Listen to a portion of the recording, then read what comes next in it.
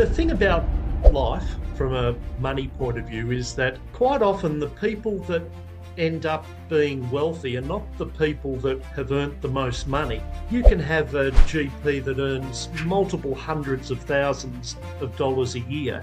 He's relying completely on his salary because there are only 12 working hours in the day. You have to leverage your time, and by that way you are able to expand your income. And then the income should be used to buy things that also earn income. And so you grow and grow and grow. If doctors are out there thinking that they want to do something in property, they should, because I still think it's the best way to leverage wealth when you're younger.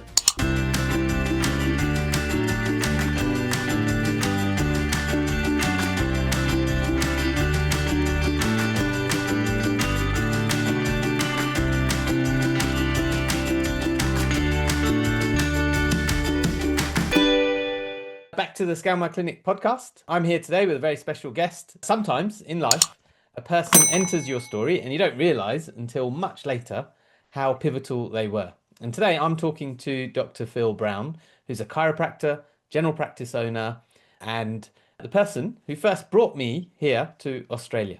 I worked with Phil at his practice for just over 2 years, and we've not worked together since, but what struck me even then was this, that Phil thinks about things a little bit differently. Whilst most people are chasing income, Phil was already thinking about what can I build that will still be working for me 10, 20, 30, 40 years from now. And so he ended up growing a property portfolio, including buying his own building and the building next door where he runs his practice, built a team that runs without him. And now he has followed his passion in property and is a buyer's advocate who helps, amongst others, help health professionals use property to create wealth outside of their day-to-day business and work. And so I want us to think, while we're listening to this, what are we really building? And, when is our plan for our practice to stop being just a job and start becoming an asset or a vehicle for us to build assets? And so I'm delighted to have you here today. Welcome, Phil. Thanks, Sachin. Great to be here on your podcast. After all these years, who would have thought? Yeah, it's been a while. And so, Phil, it would be great just to maybe take us back in time, maybe to where your sort of business journey started. Okay, well, I graduated in 85 as a chiropractor and went into my own practice. I worked as an associate, just like you did in my clinic, and being ambitious, just like you were in my clinic, I went out and I asked the owner, was he willing to bring in a partner? And at that time, he said no, he wasn't. So I thought, well, okay, what I'll do, I'll go and purchase my own building, and it was a house, and I purchased that. And for the next 12 months, I'd do 12-hour shifts as a chiropractor, and then leave work and go and renovate till about 10 o'clock at night with, hammers and all painting and all that sort of stuff. And I basically converted a house into a clinic. I was lucky because my father was a builder and he helped me with different things and I could access all the trades. But back in the day, it was pretty sort of unusual to do that.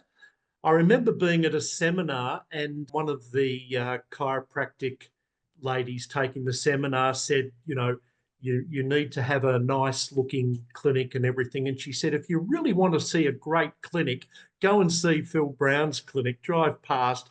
And I thought, my goodness, I didn't realize she even knew I had it.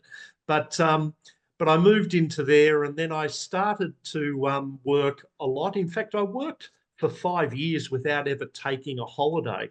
Now, I'm sure the doctors looking at this would be a little shocked.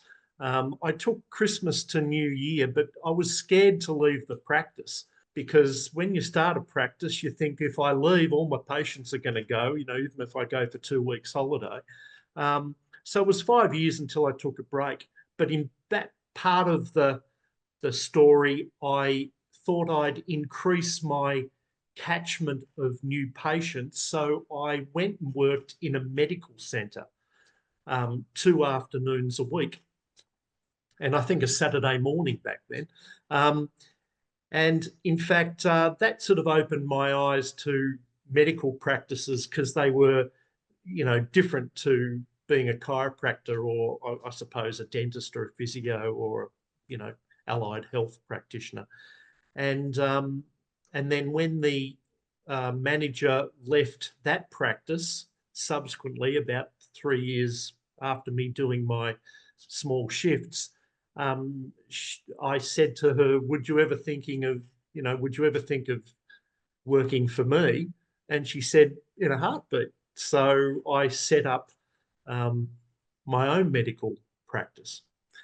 And that was, it took a lot of guts to do that. It was in the front of a shopping centre. And if anyone knows what rents are like in shopping centres, they'd understand it was, huge. But it was back in the days of bulk billing, where everyone bulk bill, and you could sort of access doctors very easily, and the practice just took off.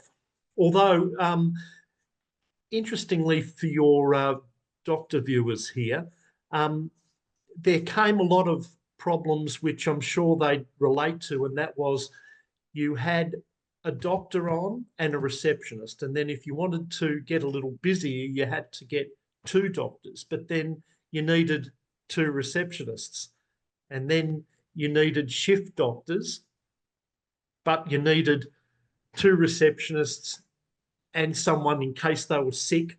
And so you had these growth issues of, when you're increasing a practice, having to sort of take 2 steps forward and take 1.5 steps back, and then perhaps another step back, and then 3 steps forward. And there was always going like this, which I'm sure a lot of doctors can relate to, that, because it's a real challenge to get everything right.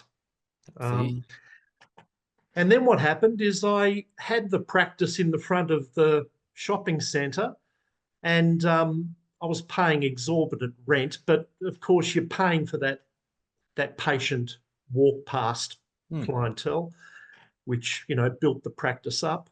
And as I mentioned, my father was a builder, so I'd always grown up with property. My father always built, developed. My mum was a great businesswoman in that partnership. And so I always had the view to use the medical business and the cash flow to fund property investment. And so over time, I kept my eye out, and I noticed that there was a property down the road on a corner, and I fulfilled one of the daggiest little goals in life, and that was, I was holidaying at the time in Vietnam.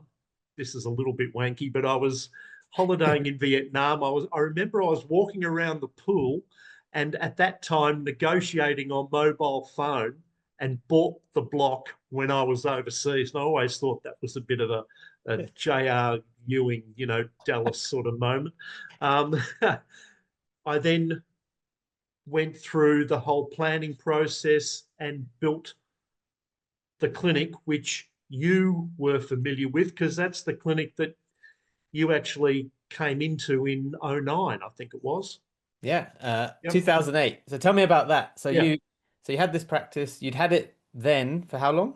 The actual medical clinic had been going for around, since 95. So it was 13 years old. The practice is 30 years old this year. Yeah. You'd had it 13 years. Yep. And then you're trying to recruit. You've built this nice new building, and then our paths crossed. So what do you remember about that and hiring me? This is all going to be good too, Sach, you'd be pleased to know. It was easier to get doctors back then, because the clinic, where it is in the eastern suburbs of Melbourne, it was in a DWS, which back in the day meant a district of workforce shortage. So I could apply to a recruitment company, and undertake a 457 visa and sponsor a doctor from the UK or Ireland or Iran or whoever. Normally, back in those days, it was England and Scotland and Ireland. And you came on the radar, and I remember we spoke when you were still in England, and then we agreed to bring you out. And I remember being at the airport because I think I was going on my honeymoon, and I met you at the. No, it couldn't have been the honeymoon. It would have been later. But anyway, yeah, I met you at the airport. We put you up in accommodation and gave you some guarantees at the time. And Sachin was everyone, you'll want to hear this. This hasn't been rehearsed, but Sachin was a gun doctor in the practice. And he was such a good doctor in the practice that I could see that he wasn't going to be in the practice forever because he was too ambitious. He knew what he wanted. He thought outside the square. He was hardworking. He was, he was very determined, and it was only a matter of time until you decided to open your own practice, which is exactly what I did myself. So I saw in you a lot of the ambition and the drive that I had when I was your age as well.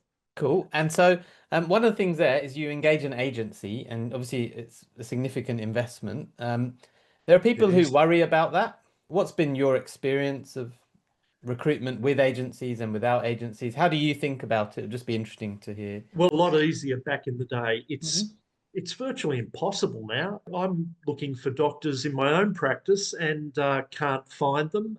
Back in the day, the district of workforce shortage, it was quite funny because we had it all through the suburb, and then a new regulation came in and they chopped it off right at the end of the street. And it was like, I did make some sort of an application from memory and got, because I replaced the doctor I had in 6 months, I could get another one. But my experience with agencies is they cost a lot of money. But gosh, where do you find GPs? Very, very difficult. Rare as hen's teeth. And so in that process, I do remember that because I remember looking at the map, and there's a practice literally 4 doors down who was DWS. Yes. And Chiringa was not DWS. That's right. I know.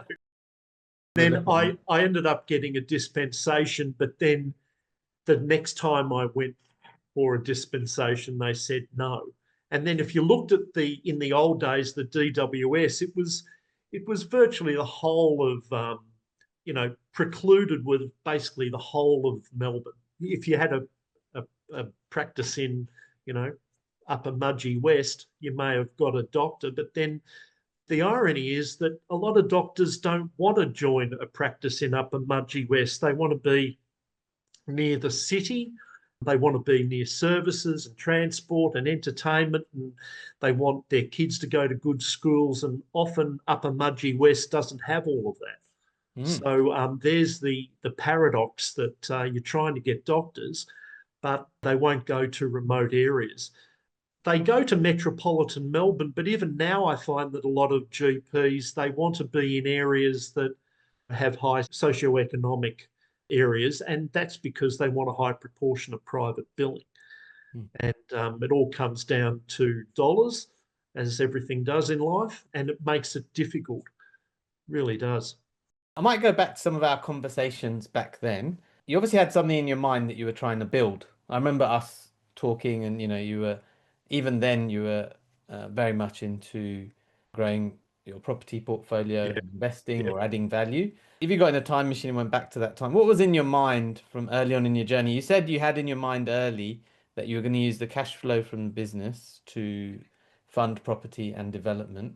Can you talk a bit about that, how you thought about it or how you still think about it? Well, the thing about life from a money point of view is that quite often the people that end up being wealthy are not the people that have earned the most money. It's what you do with that money. Now, that sounds very cliched, but you can have a GP that earns multiple hundreds of thousands of dollars a year. And the first thing he does is go and buy, a great car, a great house, or a holiday house or something. And he's relying completely on his salary, and he's relying on always earning that sort of money to fuel the lifestyle choices that he's made. Whereas I always was brought up that you buy assets that create their own income. And then what that does is makes you less reliant on the income from your personal effort, because there are only 12 working hours in the day, or more if you work for yourself. But you can't earn enough. You reach a ceiling. You have to leverage your time, and by that way, you are able to expand your income. And then the income should be used to buy things that also earn income. And so you grow and grow and grow.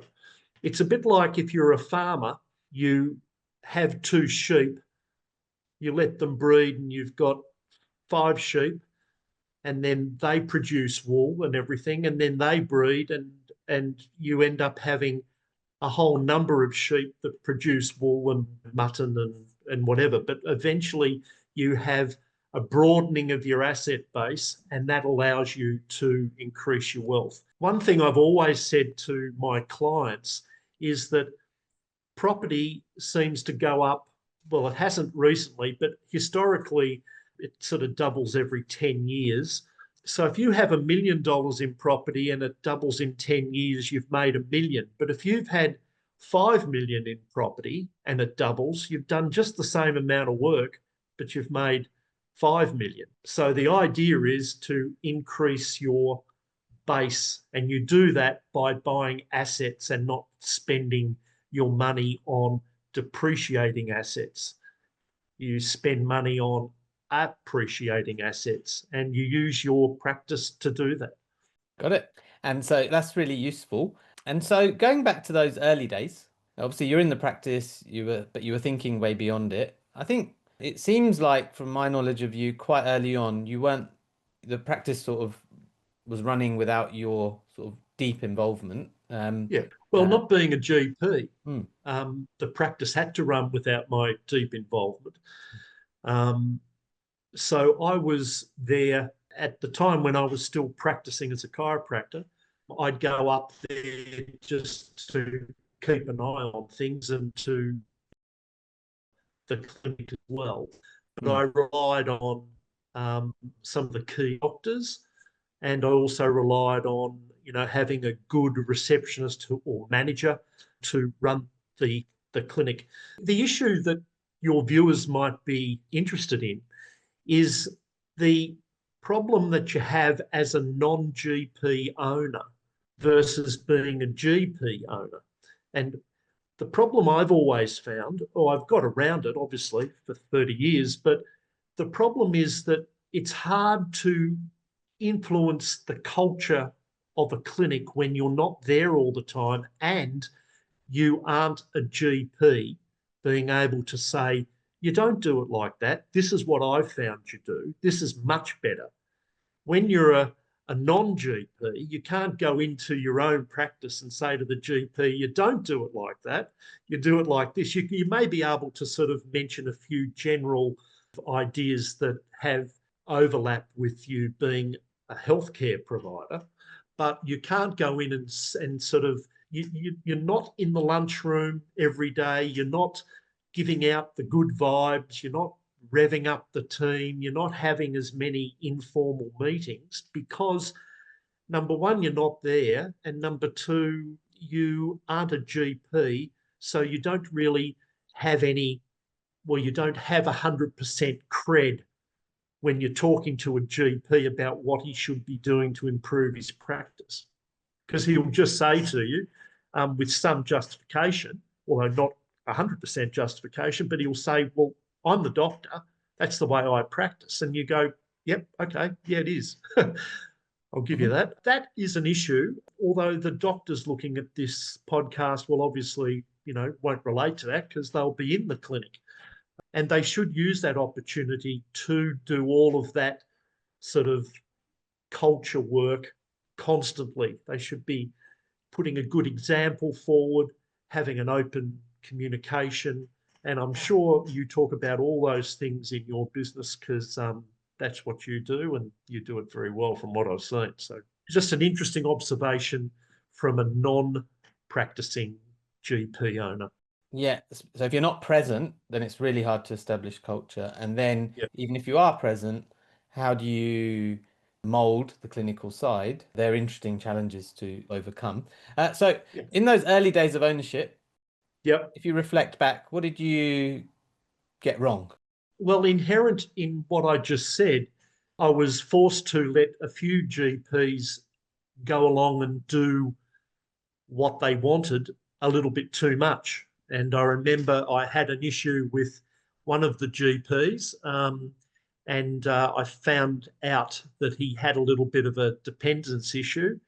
And then you're caught between having an obligation to your patients and your goodwill, and also giving due diligence to the GP and giving them a chance to explain what's going on. But that was one issue. And another issue I had was a GP who was going off on a tangent and prescribing all of these unbelievably exotic tests and spending, an hour and a quarter with a patient and telling everyone they had cancer and patients leaving crying. And so there I was also confronted with the reality of, do I terminate this doctor for the good of the patients, the practice, the sanity of the other doctors and everything else?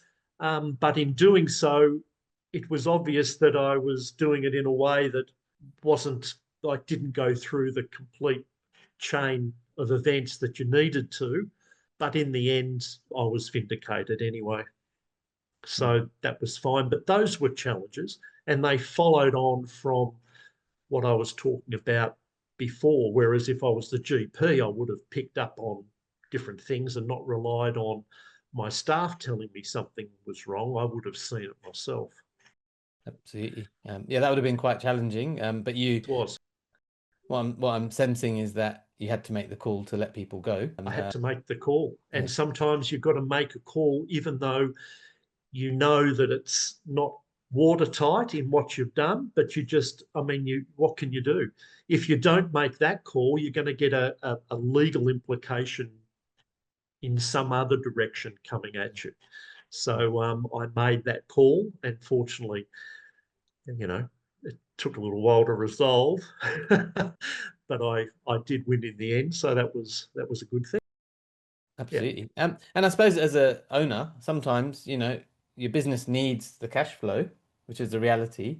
And then you've got this conflict, because it might not just be, of course, it could be serious sort of potential medical things, but it might also just be that they harm the rest of the team. And sure. But you still have to make calls from time to time. Well, this was an issue on the business, but it was more an issue on what he was doing to the mental health of patients and those working in the clinic. So decisions had to be made, and they were. Yep. Absolutely.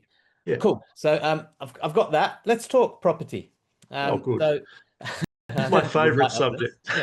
So obviously you said you were in a shopping centre, you were in Vietnam, buy, sell, deal, and then you bought the property, and then obviously built the practice and then relocated it from the shopping centre. And so you always had in your mind, you said, to build that, but then you went a bit beyond that, like the next door. Well, what you saw, you worked in that property, and then the gentleman came in and said, would you be willing to buy the one next door? And I always thought, well, you'd be mad not to, because you always want to, dominate a corner. So I bought that, and I bought it a very, very funny way of buying. In contract law, you need three things. You need offer, acceptance, and consideration. Well, I gave him an offer. He accepted it, and I gave him a check for a small amount of the deposit. And basically, we dealt with the whole thing off market. I saw a Section 32, which is a contract here in Victoria, it goes with the contract of sale, and I secured that next door. And I thought that I'd join the practices together, the buildings, but keep it separate. But I realised that I couldn't get doctors enough to make it sort of work. So that actual building I have leased. That's purely a property play. I've got it leased. It's always been leased. It's actually been sensational. But to do those things, you have to do a lot of. It's a big cost to actually not only buy the land, but to go through the whole planning process, all the objections, all the council hoo-ha and tomfoolery that goes on, and then invariably you're rejected, and then you have to go to VCAT here in Victoria, and you've got to wait 8 months for the hearing, and you've got to engage barristers and the whole thing. In fact, I don't think I've ever done a development that hasn't involved VCAT. It just seems to be the way, and they wonder why we have a housing shortage and everything else. Hilarious. But yeah, these processes take quite a while. But in between, they're the bits you've seen, but in between, I've bought properties in, suburbs in the inner city and everything. I always wanted to have a property in every suburb that was an original VFL football team, but I didn't quite get there. But anyway, but I've always. Sorry. How many teams are there? Were there? Well, there were 12 originally, but I had several of them. But I've always bought. I suppose I've always had that delayed gratification in believing in the fundamentals of asset accumulation and just letting it compound interest do its job. And I still do. Right. Buy well and sell.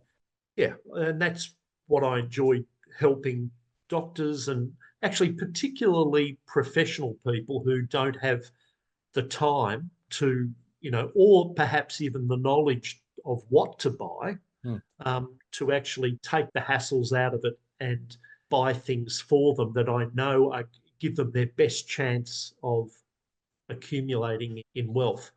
Because at the end of the day, it's all about wealth, really.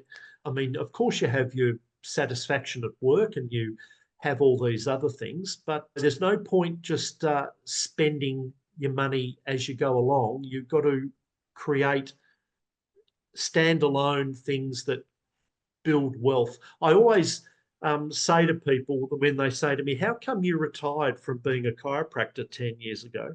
And I tell them the actual reality is this. I have a mate, and every time he bought a Porsche, I bought a property. And he doesn't have property. He doesn't drive a Porsche, and I do. So that's he doesn't drive Porsches anymore, and I've accumulated properties, and that's what I've always done. And I love property. Absolutely. I think is the best thing to build wealth when you're young and have an income. But I think it does change as you get older, and I'm reaching that sort of time where I see that you want something with more cash flow, because property doesn't give you that. It's great for building capital, but it's not great for giving you income. So you start to transfer it as you get older. Absolutely. When it comes to property, are there any parallels that you've seen between running a practice and buying property well? Because you've done commercial and you've done residential, is what you're describing. Yeah. But what are the parallels? And then maybe what are some traps that you've seen people fall into with the parallels are that do you remember I mentioned earlier about going one step forward and sort of 2.5 steps back and then 3 steps up? Property's a little bit like that. You reach a debt ceiling with leveraged property investment. You reach a stage where you haven't got the money to go to the bank and get more money. You know, they always say that if you owe the bank $1 million, it's your problem. If you owe the bank $100 million, it's their problem.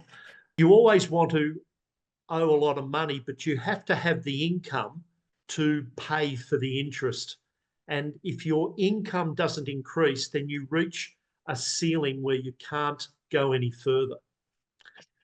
But, you know, people don't want to be scared of good debt. There's a big difference. Many people would have heard, big difference between good debt and bad debt. You know, bad debt's borrowing money to buy a Porsche, although you can put some of it through your business. Good debt is borrowing money to buy property. But you don't want to be scared of debt as long as it's the right debt. You know, Jack and Johnny in school, Jack says, my dad's really poor. He owes the bank $10,000.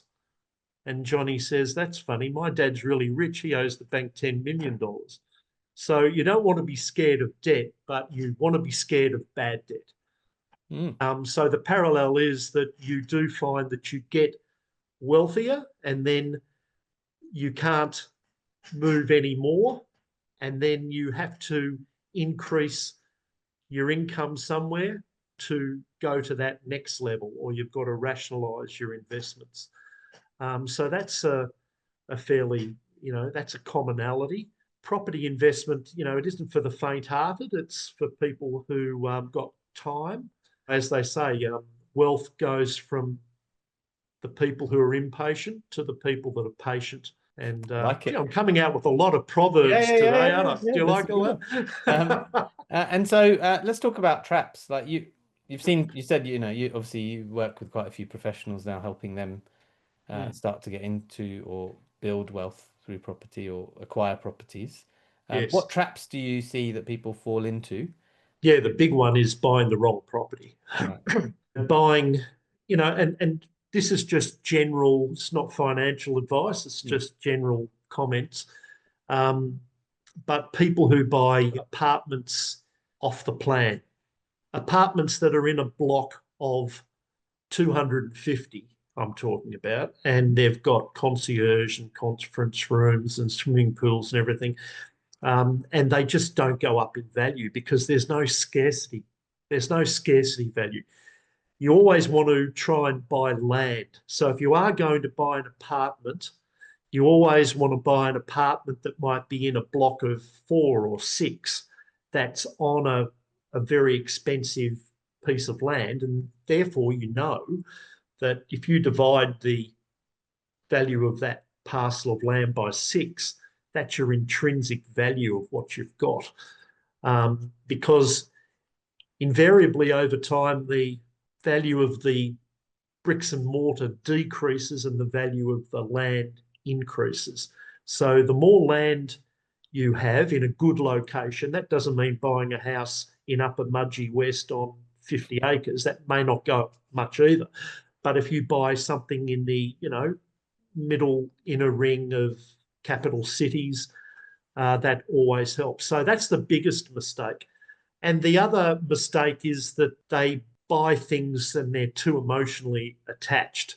They want to buy the property that has the fantastic cathedral ceiling, you know, and you sort of go, well, you know, yes, but it's only got 2 bedrooms and it's on a very small amount of land. It's got no off-street parking. So my job as a buyer's agent is to sort of know through experience what is the best thing for them to buy for capital appreciation and direct them in that way. Absolutely. And do you think we wait too long to think about wealth? Yep, definitely. I'll give you another analogy, another proverb. You know, if you throw a rubber ducky into a river that's going with quite a current downstream and you say, get the rubber ducky back, the quicker you jump into the water and try swimming towards it, the greater chance you have of getting that rubber ducky. If it continues down the river and you go, I'll jump in a minute. I'll jump in a minute. I'll wait till prices fall. I'll wait till interest rates go down. I'll wait till, I get some money, more money. You buy as early as you can and you buy as well as you can. And it's time in the market, not timing of the market. So you always want to buy things. The earlier you buy it, the better. And to give you an example, that house that I bought in 1986. I bought it on New Year's Eve in 1986, and I sold it in 2015 for 22 times what I bought it for. Wow. Wow. Yeah, that's a good one. I'll give you that. But you can't earn and save that sort of money. Yeah. That's the other thing. Unless you're, plastic surgeon in Beverly Hills, perhaps, but you can't save that money by working, no matter what you really charge per hour as a GP, you really can't earn that sort of money. Property does it for you. Absolutely. So I would encourage anybody to get in as quickly as they can. Now, in Melbourne at the moment, things are and I've been telling clients, things are about to take off, in my opinion. And it's because we haven't had anything happen really for 5 odd years. We've got a whole lot of government issues down in Victoria. We're a bit of the laughing stock of the nation down here, but Perth didn't do much for 10 years and it's gone gangbusters the last few. Brisbane never did much for 5 or 6 years, several years ago, and that's gone up. Melbourne's always been very comparable, under Sydney, but comparable, whereas now we're one of the cheaper capital cities in Australia, and I think it's time for that to take off, despite what the government's doing down here. I think it's a great time to buy in Melbourne at the moment, I think. So cool.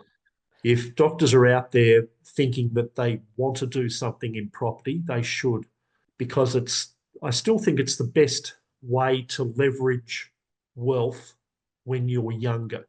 And so obviously we'll put your details in the show notes. So if anyone wants to contact you, they'll be able to do that. But what I'd like to just take you back again, what's maybe one belief about money or business that you've had to change over your journey?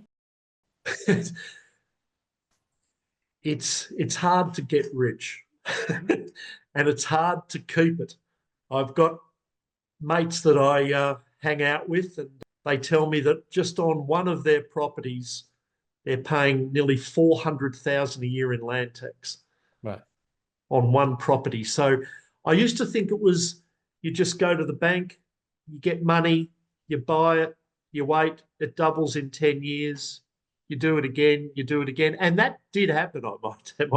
In the 80s and 90s, that happened. And the noughties, the 80s, 90s and noughties, it did that. Since 2010-ish, it's been a lot harder. So that changed. I always thought it was a bit easier. I've realised it is quite difficult, but it doesn't get easier if you leave it. So that would be my the thing that's come to hit me in the face more than anything else. And say you were going to start again in today's economy, in business or property, what was the first thing you would do? I'd surround myself with like-minded, good, knowledgeable people. They say that you're the sum of your 5 best friends. If you're the smartest person in the room, you need to change rooms, but don't let anyone else know. You've got to work hard. You've got to be frugal.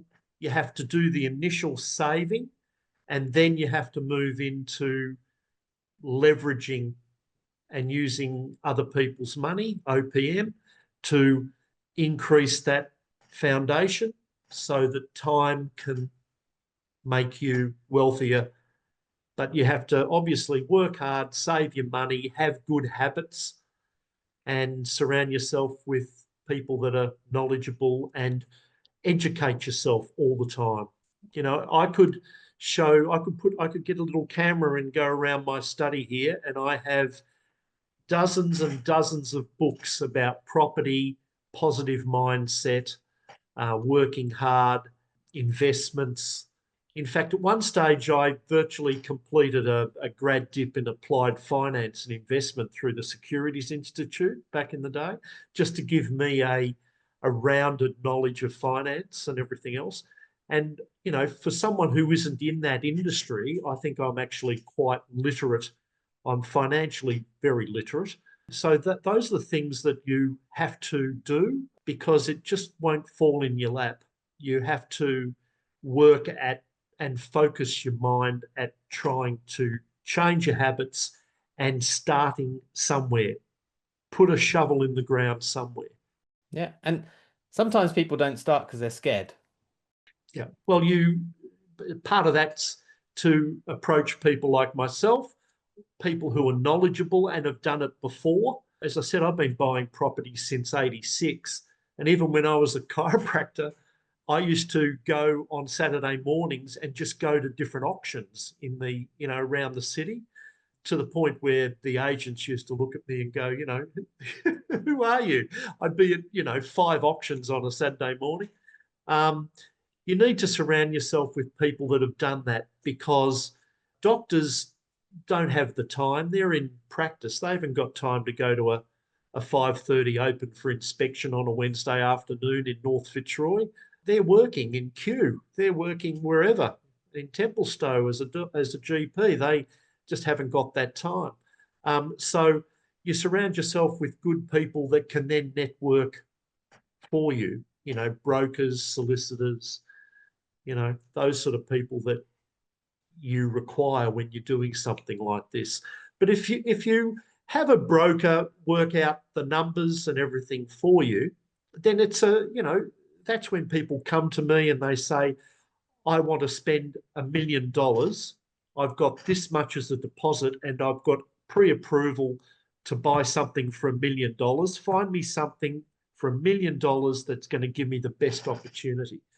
And really, if you have all your numbers and you're a little bit on the conservative side, don't stick your neck right out. But if you're on the conservative side, there shouldn't be a problem if you have buffers in place and a bit of savings. It should just be a natural progression.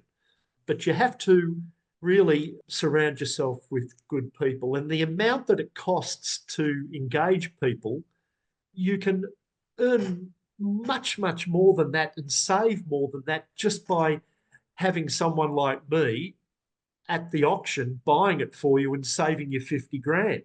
You know, I mean, I've done it many times, and clients will often say, my God, I don't believe we got it for that price. And, you know, it's a saving of more than, you know, 3 or 4 times what they pay me to do. So that's a good thing. But I'd surround yourself with good people, because you guys are doctors and you're good at what you do. Quite often you can cut your nose off to spite your face by not engaging other people that are good at what they do. And really, in the scheme of things, the amount that you make by making a good decision over time is hands down the best decision you'll make. Awesome. Phil, that's been wonderful. Tell us what's your business advocacy, your buyer's advocacy name, just so that in case anyone wants to look it up. But Okay. I'll put the details in the Well, it's called mypropertygoals.com.au. Perfect. I've got a website if people are interested. As I said, we access things, do the due diligence and do the negotiation in trying to buy property, whether it's commercial or residential, and so that it takes the hassles out of you doing it. You guys are good at what you do, and really you should let other people do something so it makes it a lot more easy to cope with going forward. Awesome. Phil, been an absolute pleasure. Thank you for sharing your journey. Always good to see you, mate. Always good. Thanks for the chat.